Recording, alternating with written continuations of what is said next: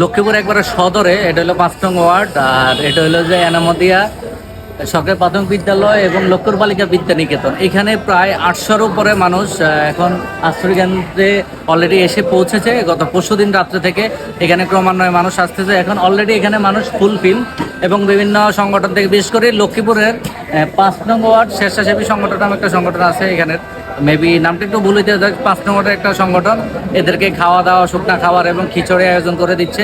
আমার পিছনে দেখতেছেন এখানে রান্নাবান্না আয়োজন চলতেছে, এটা রাত্রের জন্য। এবং এখানে ভলেন্টিয়ার অফ বাংলাদেশের টিমও এখানে সাপোর্ট দিচ্ছে।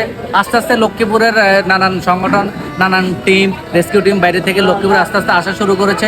লক্ষ্মীপুরের মানুষকে নিরাপদ স্থানে সরানোর ব্যবস্থা করতেছে। অলরেডি এখানে অনেকগুলো টিম আমাদের চলে আসছে লক্ষ্মীপুরে, অন্যান্য জেলা থেকেও। আসসালামাইকুম, আমি মোহাম্মদ ফয়েজ হোসেন, ভলান্টিয়ার ফর বাংলাদেশ লক্ষ্মীপুর জেলার সাধারণ সম্পাদক। আমাদের লক্ষ্মীপুর জেলার বর্তমান যে বন্যার পরিস্থিতি, সেটা হয়তোবা বাংলাদেশের সকল জেলার মানুষ